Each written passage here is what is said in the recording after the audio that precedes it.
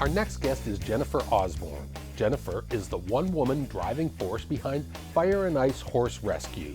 This unique nonprofit organization retrains and rehomes retired thoroughbred horses.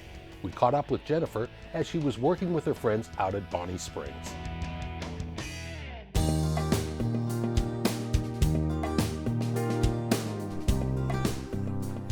So this is the newest horse. Good boy. Oh, your nose. Hi, sweetheart. Hi, baby. These horses, they're kind of the pit bull of horses. They get a bad reputation, but meanwhile, they're really, really, really good horses. His name is Alex. Jennifer Osborne cringes when she's called the horse whisperer. But the remarkable founder of Fire and Ice Horse Rescue has savant-like skills in gaining the trust and training the feisty thoroughbreds who come galloping into her care. Racehorses, thoroughbreds, they tend to be what's called more reactive than maybe say a cow horse or a quarter horse. They're not as relaxed. They'll tend to react a lot more. Through no fault of their own, if they react, they can hurt people. And so where I come in is, I'll come in and do all this training with them and teach the horses how to interact with the people. And then the new step for me that's really helping the rescue, that kind of sets me apart from other rescues, is you can't just rescue the horse, you have to rescue the people too. Just recently, in the last maybe 2 to 3 years, I've been working with people, working with them. And that's been probably the most rewarding thing of all, is getting to watch other people bond with the horse and grow with the horse and really, really, I mean, the look of just relief and just happiness on these people's faces when they finally get to be free and ride with their horses, which they weren't able to do before because they, for one reason or another, couldn't ride them. It's just, that's amazing to me. Jennifer, I gotta ask, I'm sure when you tell people you have Fire and Ice Horse Rescue, they say you don't look like a typical horse person necessarily, right? Yeah, most people look at me and they're like, well, what could you know about horses? And the thing is, I mean, I've been riding horses I'm 41, I've been riding horses for, boy, since I was 4 years old, so I'll let somebody else do the math on that one. But I have a bachelor's degree in equine science. I can't even count how many clinics I've done with upper level professionals and stuff like that. And so basically in life, I guess you shouldn't judge a book by its cover, you know?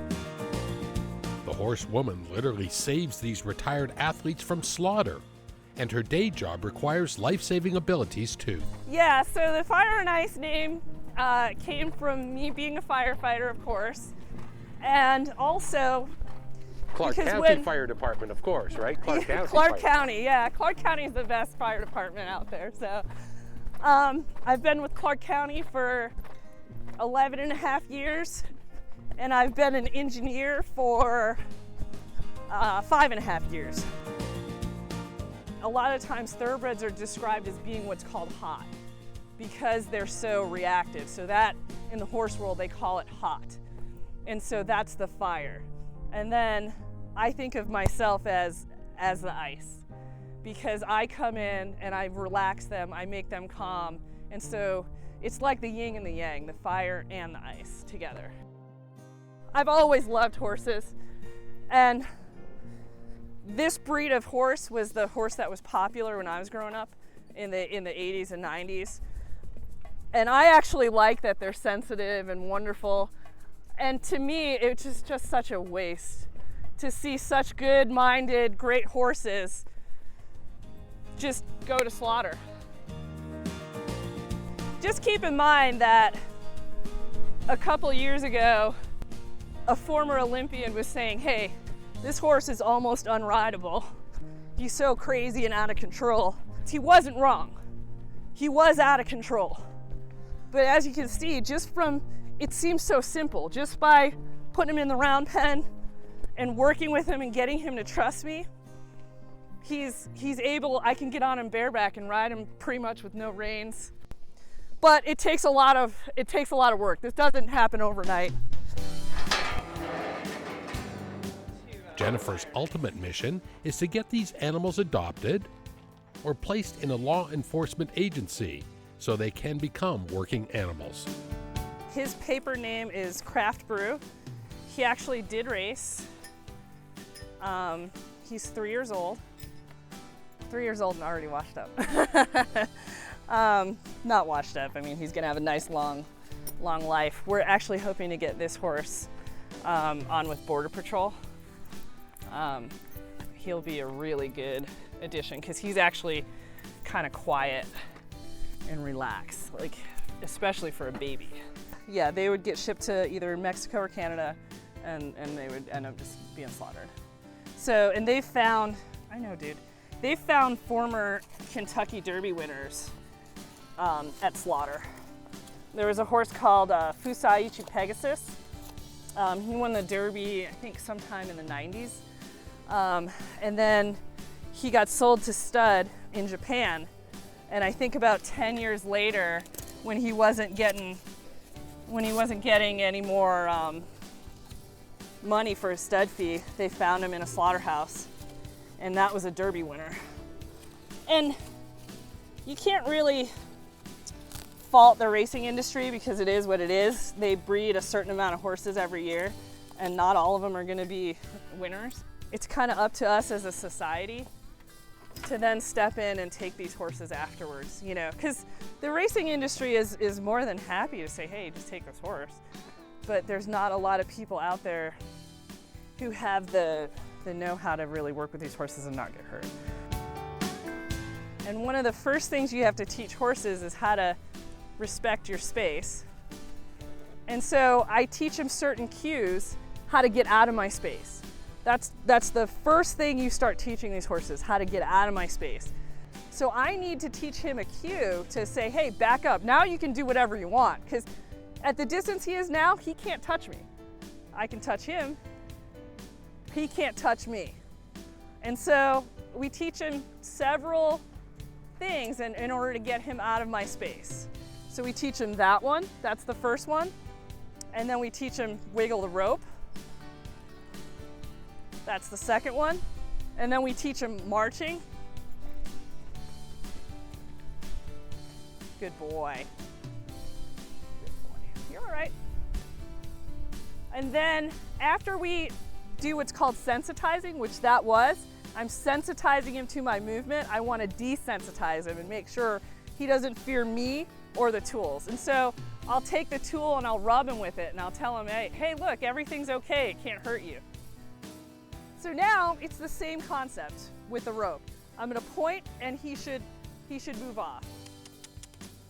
So now I'll point and I'll cluck and I'll get him trotting off. Once again, I'm just telling him I'm moving him with my body language. I mean, yeah, I have this, but it's more my body language. And so when I want him to stop, I'm going to look at his butt. Good boy. And he should turn and face me. Horses are scared of things that move and make noise. So I'm going to desensitize him to this stick and string because it moves and makes a noise. It took us a while to get to this point. Then we're going to do a little bit of horse yoga. We do what's called flexing, which allows him just to get flexible and lower his head and relax a lot more. See how low his head's going? That's exactly what you want. You want them that relaxed to where they just lower their head down and just relax. Because the last thing a prey animal, which is a horse, wants to do is to lower their head and offer themselves up to a predator. Because if I was a lion, I'd want to grab on right there. So if you're a horse, you want to get that head up as high as possible. You don't want to lower that head all the way down. And so when they're willing to do that, or do that on their own, I know, I saw you, good job. So when they're willing to do that, that means that they really trust you. And now he's just showing off. Now he's saying, oh, I don't need you to pull on the rope. See, like he knows what I want. So that's the most important thing that you can learn on a horse is this, the one rein stop. Because once you bend a horse's head around, they can't just keep galloping off with you. And so it's my job to teach these racehorses who just want to gallop that, hey, when I go like this, I need you to stop. Good boy. And I always say they're the best horse. To me, there's no horse out there with a bigger heart and that will try for you more and will really be there for you. But you have to get them to the point where they understand what you're asking them to do. Once they understand, I'm telling you, there's no better horse.